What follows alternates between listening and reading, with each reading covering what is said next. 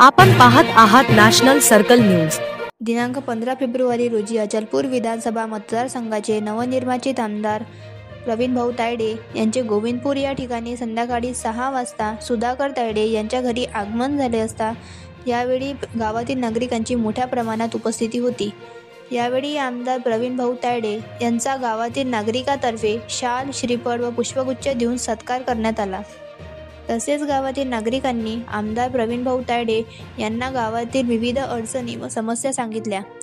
तसेच आमदार प्रवीणभाऊ तायडे यांनी त्यांच्या समस्यांचे निवारण लवकरात लवकर केला जाईल असे सुद्धा गावकऱ्यांना खात्री दिली।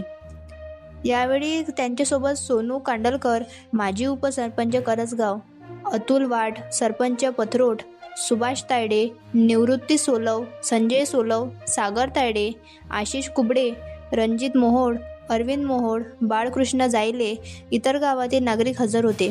नॅशनल सर्कल न्यूज प्रतिनिधी कैलास गजबे। आलेवाडी गोविंदपूर, आलेवाडी गोविंदपूर हो, माहित नाही का? चक्कर झाला नाही का? पाहिला नाही का? सांगा लवकर, बसलोय मी।